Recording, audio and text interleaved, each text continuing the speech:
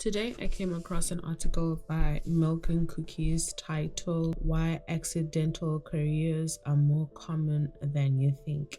And I resonated deeply with this because I'm one of those people that never really had a clear career plan. I was one of those people that had a lot of interest, especially in high school. When I was asked, what do you want to be after high school? I always had different answers. One year it was graphic designer, the next an architect, then the next I wanted to be a physiotherapist. I never stuck to one thing.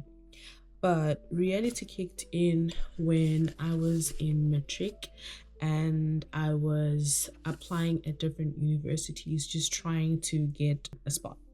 I had the minimum requirement, but that was not enough for me to get enrolled into the university. So I got rejection letters, and that really sucked. And my rugby coach at the time suggested that we do a short entrance course that will allow us to later pursue a diploma. And in return, all we had to do was play rugby for the university. As long as I was in university, I thought that was all I needed. But then something shifted. As soon as I started the course, I didn't enjoy it. And because I was just fresh out of high school, I was used to being in a class setting. Now having to do everything on my own, just reading and submitting assignments, it just felt weird. It felt different. It felt like I wasn't learning.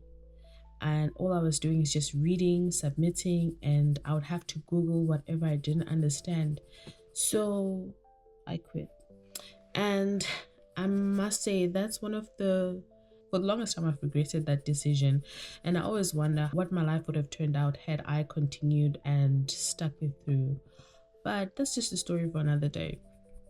And then I had an unplanned gap year.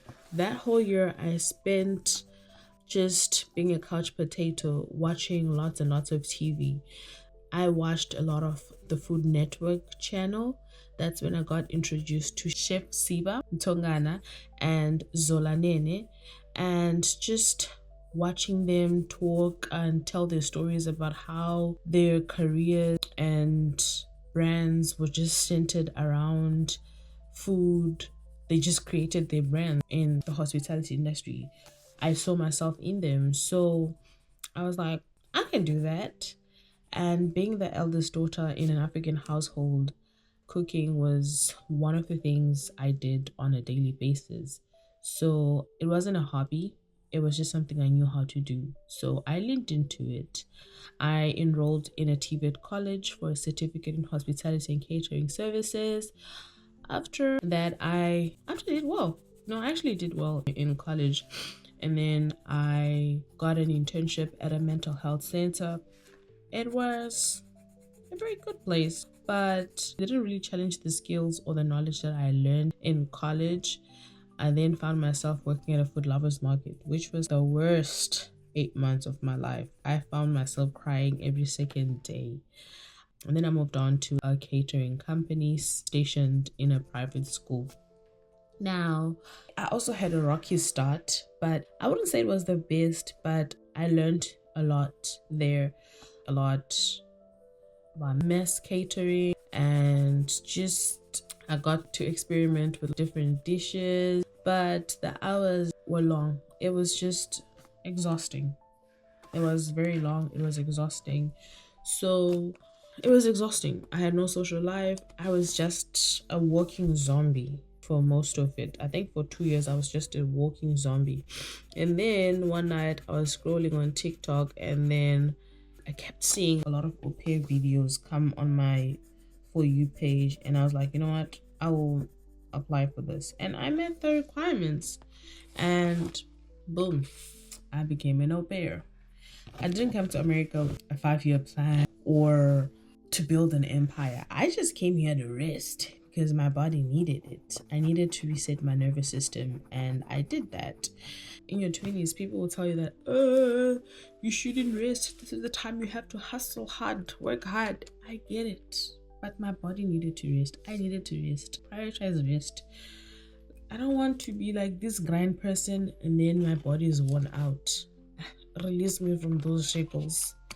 So now that my au pair year is coming to an end, the question of what next is lingering in my head. But this time I'm not really panicking that much.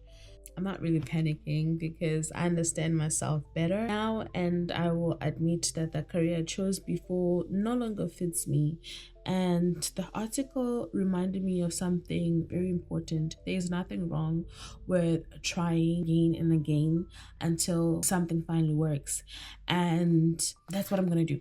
I don't know exactly what I'm going to do next, but what I know is that I'm going to keep trying. I'm willing to keep exploring. I'm willing to and start over and over again until I find something that I am content with, something that I strive in, something that brings me peace, and something that just makes me happy. So that's my 2 cents.